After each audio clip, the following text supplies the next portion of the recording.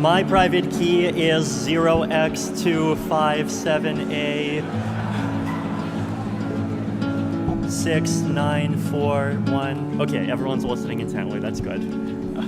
Okay, yeah, so today I wanted to talk about something that's different from what I talked about last year, but still within the range of things that I talk about often, which is just some thoughts on the longer term future of where Ethereum is going as a protocol, right? So here, not just the ecosystem, but specifically the blockchain and kind of the core infrastructure around the blockchain, the consensus, and just what do we expect that side of things to look 10 years from now, and how can we start now to build toward something that actually would be an Ethereum protocol that we would want to see in the long term. So the Ethereum protocol right now is in the middle of this long and complicated transition. And it's a transition toward becoming a system which is much more powerful and robust in a lot of ways, right? So at the end of the last year, I published this kind of updated roadmap document where it talked about these kind of big 5 categories of stuff that's happening in Ethereum protocol lands, right? Where there's the merge, the surge, the verge, and then a bit lower is going to be the purge and the splurge, right? So the merge is proof of stake, the surge is sharding, and the verge is Verkle trees. The purge is things like state expiry and deleting old history, and the splurge is basically just all of the other fun stuff. So there's a lot to do in each of these categories, right? So in the merge, for example, fork choice improvements. Actually, I think this little square should be completely full now. Test networks. This one should be probably 90% full, because the only thing left to do is to do a merge on Robston, which should happen quite soon. And then merge and post-merge, obviously enabling withdrawals so that people who actually get started staking would actually be able to get their money back. But then there's also these interesting longer term extras that we want to do, right? So single secret leader election basically means that you make the who is going to be the proposer of the next block more unpredictable, and the purpose of this is to protect against DOS attacks, right? So with SSLE, you're not going to be able to tell who is going to create the next block until they actually release the block, which is really amazing, right? Because that basically, it gives us really nice security property where if you're an attacker and you want to stop blocks from being created, you don't know who you have to attack. Single slot finality. It used to be called single slot confirmations. Now we're just calling it single slot finality. Basically, moving to a world where Ethereum can actually confirm blocks within a single slot. This is something that I have been kind of looking into and talking about for probably the last half a year or so. There's a lot more work on it happening.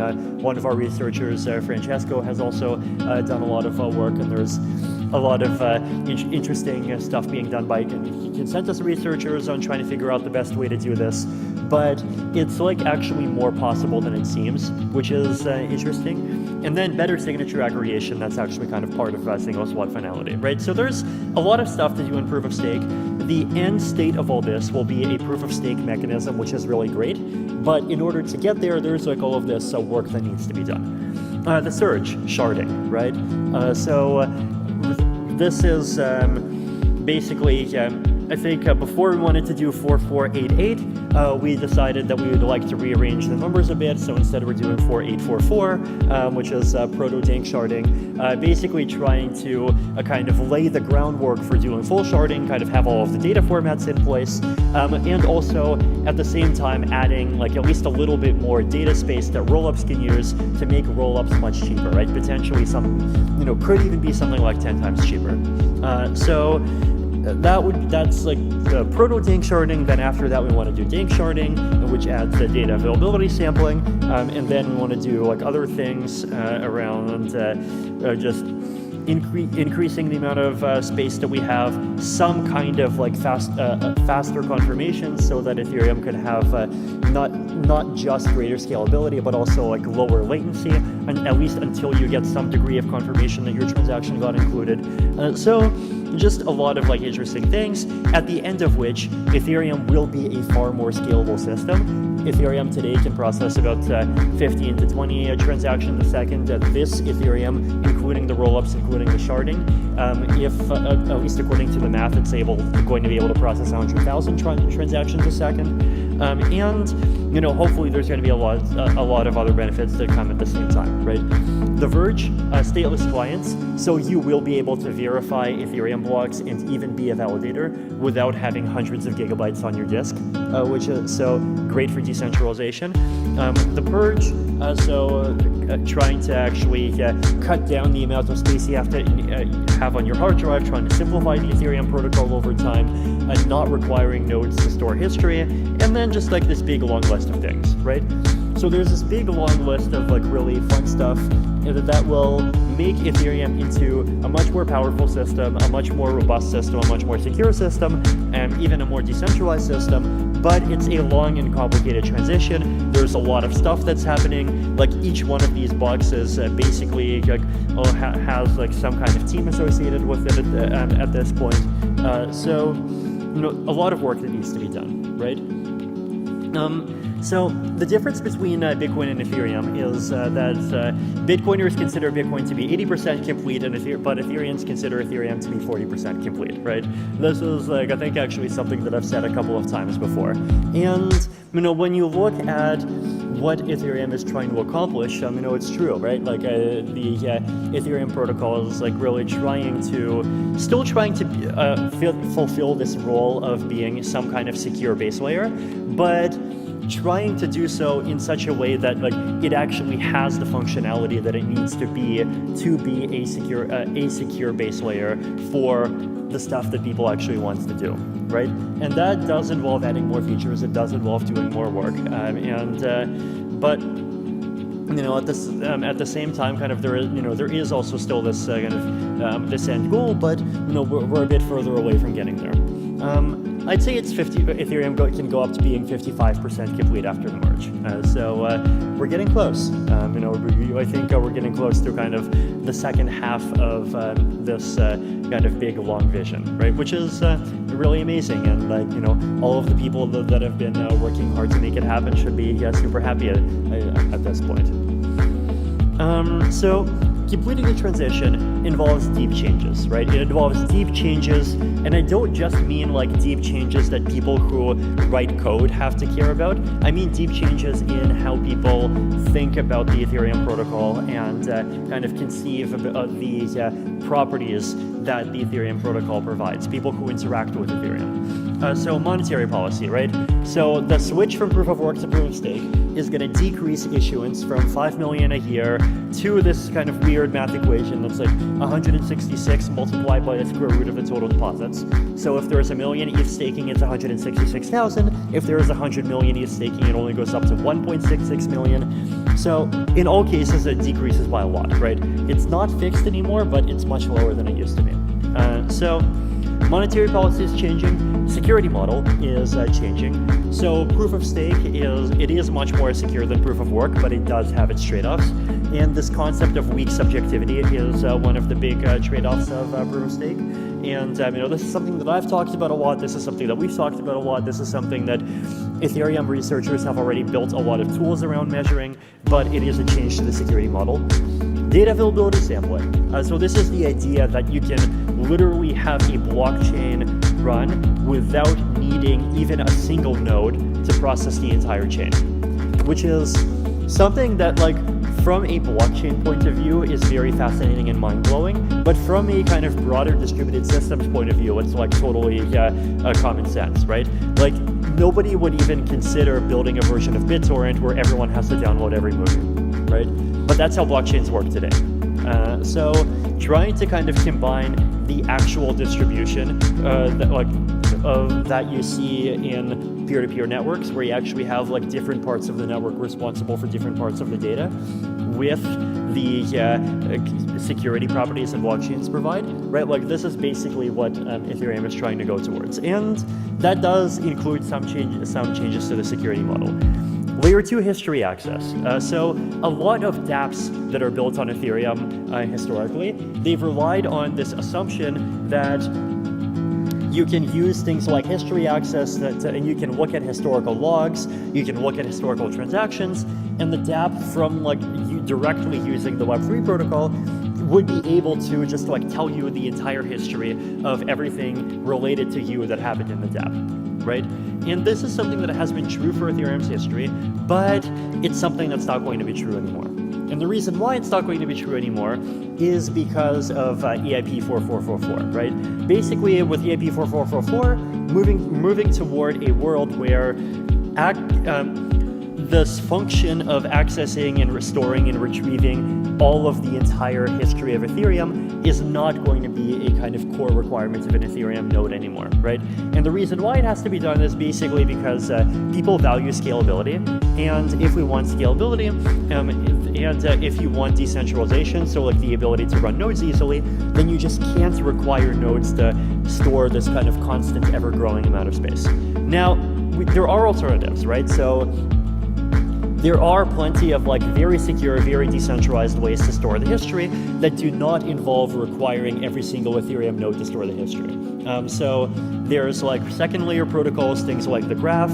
There's work that's being done by people in the Portal network. There's work that's being done by some other groups. There's people trying to kind of upload part Ethereum history to BitTorrent. There's block explorers, of which there's like a bunch, and you can probably make a multiplexer that just like keeps on asking each one of them, and you can even make a protocol that like asks them for proofs to make it more secure.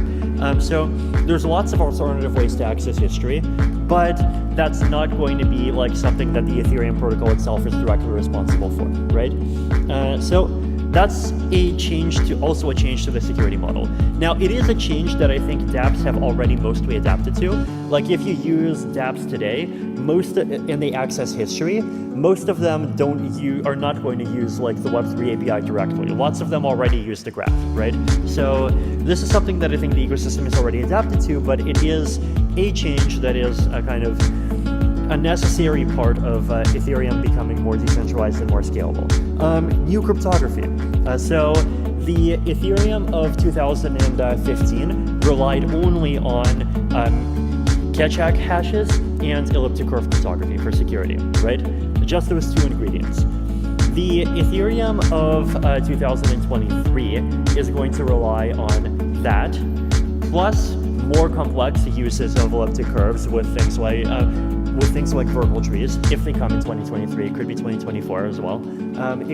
Also elliptic curve pairings, which is a more complicated form of elliptic curve math, which the Beacon chain already relies on. Some like universal trusted setup for data availability sampling, and potentially like some eventually the randomness is going to be augmented by VDF as well, right? So there's also like some new cryptographic assumptions that are being introduced.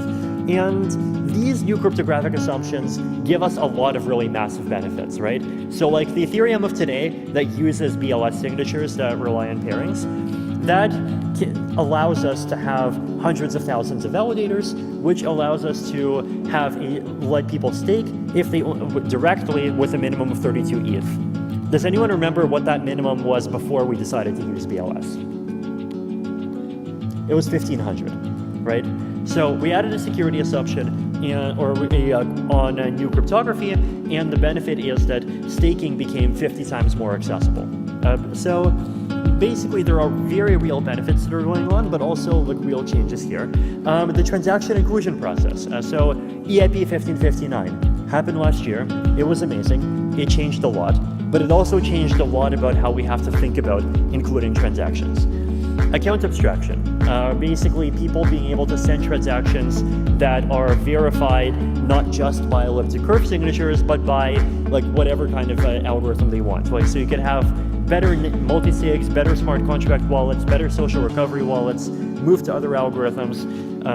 Potentially, with account abstraction, you could also have signatures that are much smaller. You can use signature aggregation, and this is really powerful in rollups because the ERC4337 team. This is the team that's working on the account abstraction of ERC right now. They've been starting to do this, and with a signature aggregation, you'll basically be able to remove the 65 bytes from every transaction that are the signature and replace it with just 65 bytes for an entire block, right? So potentially rollups could become 3 times cheaper if this is all implemented, right?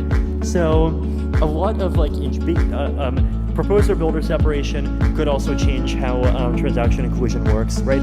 So there's a lot of things that are happening and a lot of things that have big and important benefits, but that also require kind of changing how we think about certain things, right? And it's also involved building a much stronger and a much more capable research and development ecosystem that's capable of coming up with these changes, testing them, making sure that they actually do what they need to do, implementing them across 5 clients, making sure they're implemented the same way across 5 clients, making sure there's no bugs, and doing that entire pipeline and actually getting them to production, right? So there's a lot of stuff happening, but, and this is where I get to kind of the more cautionary part of the talk, that doesn't mean that we should keep going this way forever.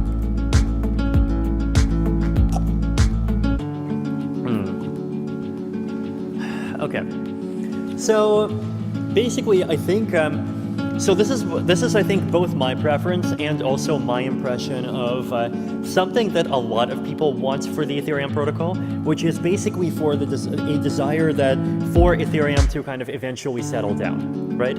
So right now I think we're entering into this kind of period of rapid change where the capabilities of Ethereum are increasing rapidly. Right, so we got EIP 1559. We're going to get a switch to proof of stake. We're going to get virtual trees. We're going to get single secret leader election, and we're going to get EVM improvements, and all of this is really cool stuff.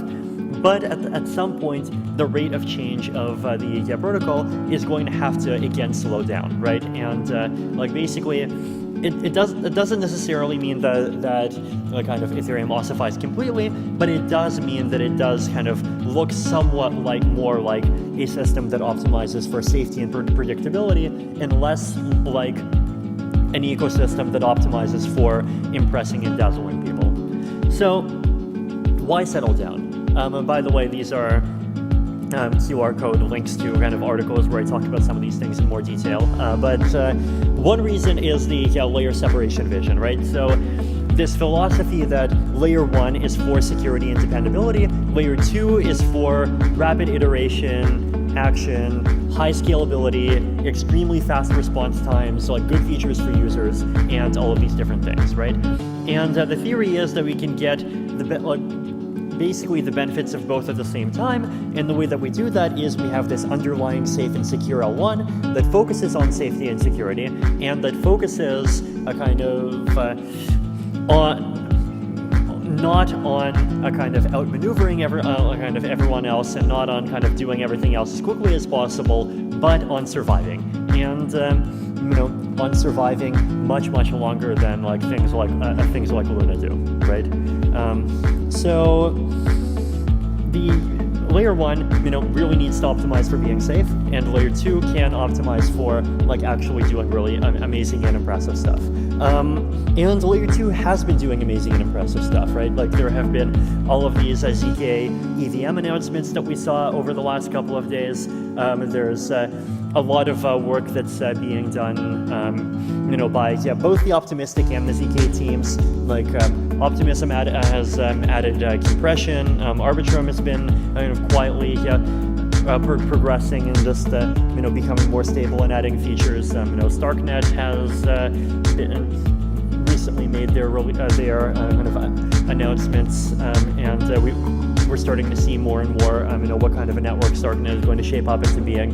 And there was just a lot of amazing work that was done on Cairo there. ZK Sync is going forward, and Polygon, ZK Rollup. So scroll this kind of big, long list of teams that has been just doing all of this amazing work, and that really has been kind of rapidly iterating and acting. So the reason I think behind this idea is the functionality escape velocity thesis, right?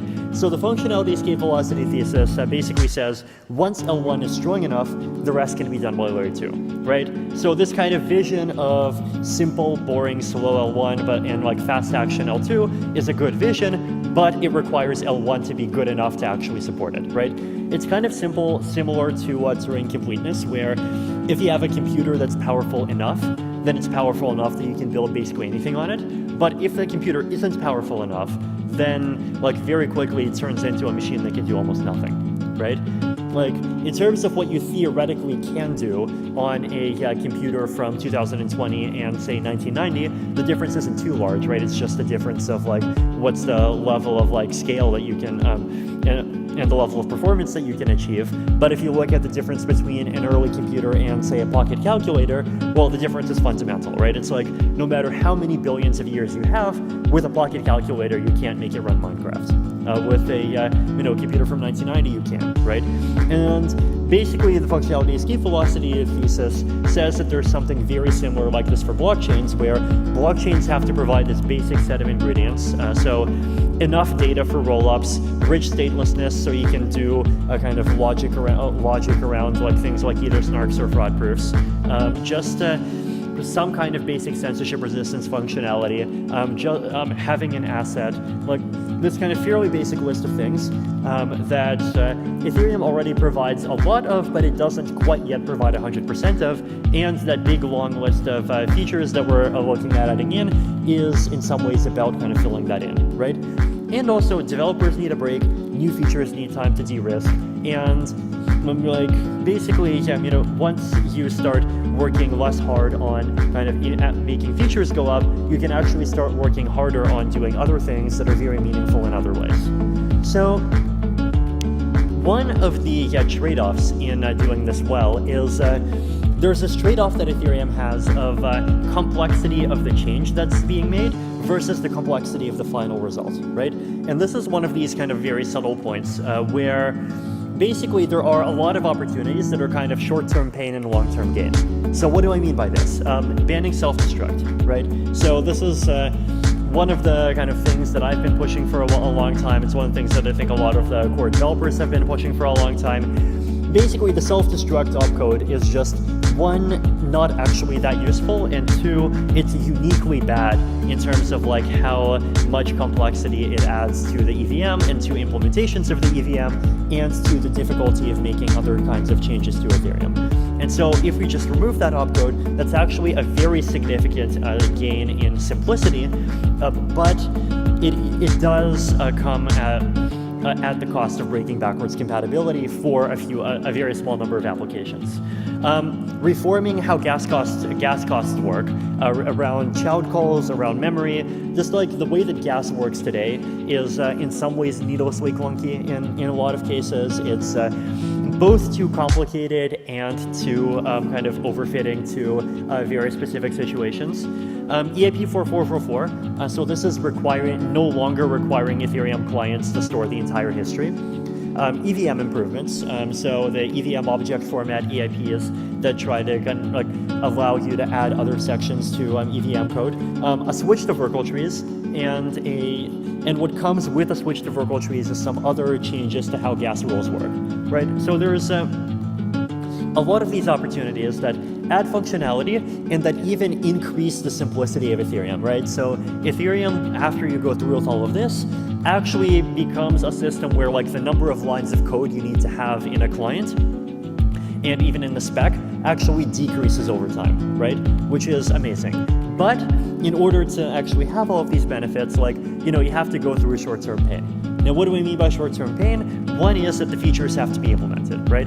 Another thing that I mean is that there are a couple of like applications that are designed in just like ways that are uniquely unfriendly to some of these changes, and those applications will just have to change how they work, right? Now, this is of course something that should only be done with a kind of very long lead time, right? So to make sure that everyone who's going to be affected by it is aware of it, everyone who is has an application that like really depends on exactly how things work now has the opportunity to change to something else. But once it's done, this is an opportunity to do something where there is this kind of pain that happens once, but then basically future generations will be very thankful that there aren't these kind of annoyances that people have to keep on coding around and thinking about forever. So the ideal long-term goal here is basically that kind of the total complexity of Ethereum. So not the same thing as the level of capability, right? So the level of capability goes up, but the level of complexity, like we're still adding complexity, but I have this hope that the level of complexity at some point can even start to go down, right? Now, why would it go down? Because of some of these simplifications, also because Ethereum clients would not necessarily have to keep on supporting very old versions of the Ethereum protocol. After the merge, you could even build an Ethereum client that just completely does not know that the proof of work phase ever happened, which is like a huge simplifying factor in a lot of ways, right? So there's a lot of ways in which complexity of the system can go down over time. So in the short term, some of this does mean breaking backwards compatibility in a few very, very limited cases, right? It's like really a very small number of cases. And like one of my claims here is that like that is okay, right? That is like basically, you do need, like at some point an ecosystem does have to be willing to do these kind of short-term pain and long-term gain trade-offs, but an ecosystem also should not be in this kind of mode of like changing things rapidly forever, right? So short-term, still in rapid change mode, but longer-term, at some point you do need to kind of have this pivot to in an ecosystem where change is less rapid, even more consensus on everything is required than today. Things do keep moving even slowly, and that does look very different from the way that Ethereum works now. So things in particular that like I would be scared of doing, right? So things that I think we should not do. One is adding support for multiple VMs. So simultaneously support EVM and EWASM and Cairo and other stuff. The reason why you don't want to do that is because that just multiplies consensus complexity. Like getting rid of the EVM is too hard, and so if we add stuff, well, we're going to have like 3 different VMs, and the number of lines of code in the protocol is just going to, keep on blowing up forever, right? Getting comfortable with base layer snarks before we have much better circuit legibility, right? So before we really have the tools to kind of dig into ZK snark circuits and like be able to properly understand like here's exactly what's going on at each individual constraint, right? So basically, like my opinion right now is that snarks are still a bit too black boxy, and hopefully they're going to become less and less black boxy over time, which is something that's that would be really amazing. But I personally do think that something like that is a prerequisite, right? Like we want to make snarks more understandable before we make the Ethereum base layer itself actually depend on them. Also, I personally am scared of surrendering to this idea that like it's okay if no single person can understand the Ethereum protocol because we can specialize. Like I think part of Ethereum being a trustless protocol should actually be Ethereum being a simple enough protocol that if you really wanted to wrap your head around the entire thing, you should be able to, right? And that is in some ways very kind of constraining. And that does imply a layer 1 that has less kind of dazzling bells and whistles and less functionality in a lot of ways. But in my opinion, I think if the goal is to create a layer 1 that's kind of maximally robust and maximally dependable, this is something that I would say is worth it. So what are other awesome things that I think that we should actually increase our focus on over time, right? So these are things that I think we need to start working on today, and we have started working on today. But things that where basically once the level of effort involved in increasing capability starts decreasing, the level of effort involved in making all this other stuff happen can start actually going up, right? So one of them is an easy to use light client for the Ethereum consensus layer and the execution layer and layer 2s, and for such a thing to be a default, right? So like basically I want to see a world where instead of the default, like instead of a new Ethereum user by default using MetaMask that plugs into Ethereum, I want them to would like to see a world where they can use some wallet that actually is a light client that directly uses decentralized protocols to plug straight into the Ethereum network, right? And for that to happen both for base Ethereum and for layer 2s. So also for Starknet and Optimism and ZK-Sync and Arbitrum and Scroll and all of these, and Polygon as well, to also kind of somehow plug into the system, and so you can actually directly have light clients that can access and directly verify all of these systems. Better support for home stakers and better support for like smaller scale decentralized staking pools, right? So even for people who need staking pools because they don't have 32 ETH or they don't have like whatever the level of ETH is that's going to be required, still better give them better ability to like join a smaller scale pool that doesn't involve joining one of the big ones. Also the ability to run a full node on lighter hardware. I think this is something that, especially once we have more ZK snarks, can easily improve over time, right? Like, so once we have stateless clients with Virtual trees, it'll improve a lot because you're not going to need like 500 gigabytes of hard disk space anymore, right? Like post Virtual trees, it should be possible with a well-designed client to just run everything entirely in RAM, right? Like it should not actually require that many gigabytes. Now, potentially being a validator might require storing other stuff, and it might kind of go up a little bit beyond that, but hopefully not too much. Like I personally still want like mobile phone staking to be eventually possible. So like basically how far can we go on like making the entire Ethereum ecosystem like actually meaningfully decentralized, meaningfully reduce dependencies on kind of like single actors, meaningfully reduce privacy risks that come from dependence on single actors, and just actually make the Ethereum network kind of resilient in the way that I think a lot of people want it to be. So pursuing decentralization goals is harder today because the protocol changes quickly, because the total complexity is getting higher. But in a protocol that is simpler and in a protocol that is slower changing, I think pursuing more decentralization is actually something that does become easier. So I do think that there are changes that are worth making in the long term, right? So like I personally am not predicting that the Ethereum network is going to become something that undergoes literally zero change. And like here's some examples that I think are actually worth it. Upgrades from quantum resistance. Quantum computers, there's a big chance that they're eventually going to come. And once quantum computers come, we have to upgrade to different cryptography, right? So can't use elliptic curves, can't use pairings, can use hashes, can use starks, can use lattices, right? Can use isogenies. So that basically once quantum computers come, we are going to have to kind of get used to using different tools, which is obviously something that the ecosystem will have to learn its way around. It is something that will involve some sacrifices, but it's something that just has to be done if we want Ethereum to be secure. If ZK VMs work well, increasing transaction space in the base layer.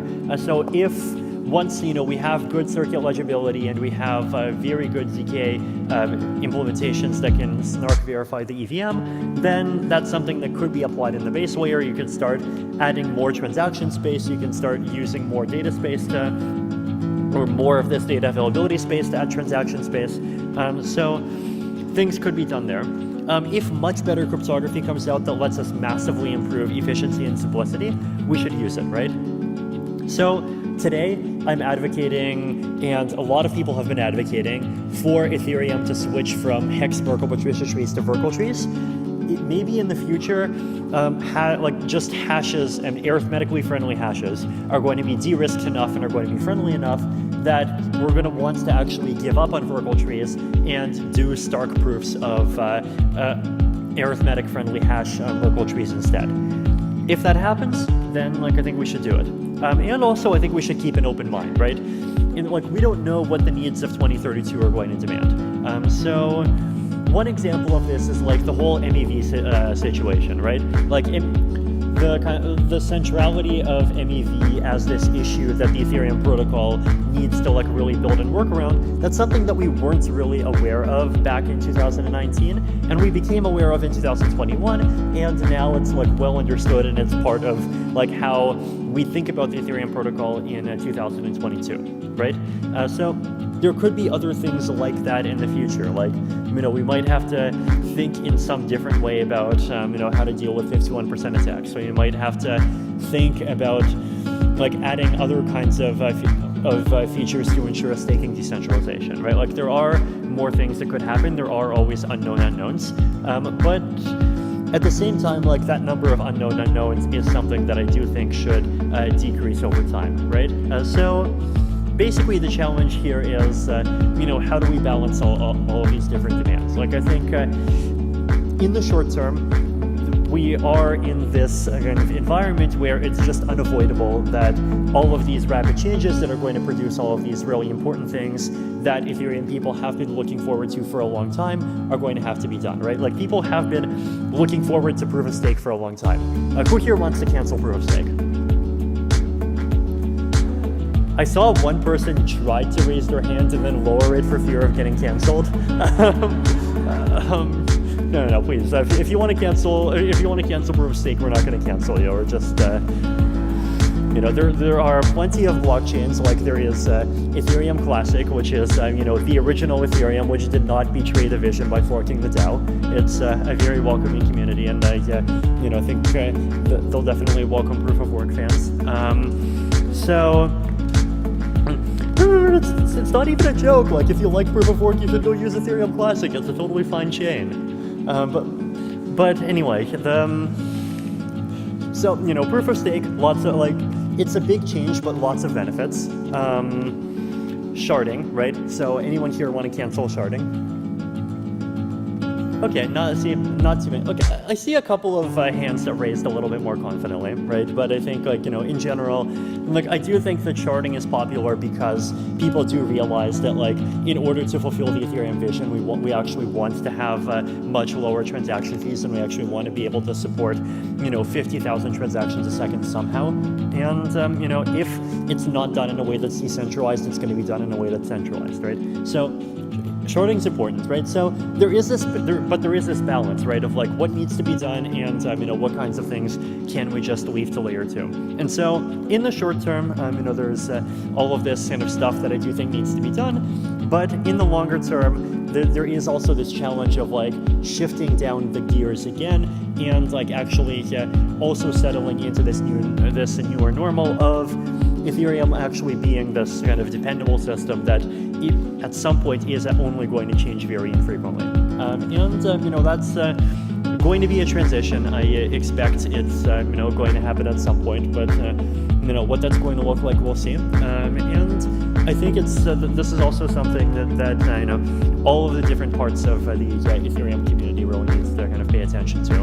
And you know, it's kind of like being part of kind of figuring out what this longer term Ethereum will look like. That's something, it's not even just for core developers. It's also like there's lots of things that people just anywhere out there in the ecosystem can do to contribute to this. There's lots of things that just people out there in the community, even people out there in the application layer, can do to kind of contribute to this, right?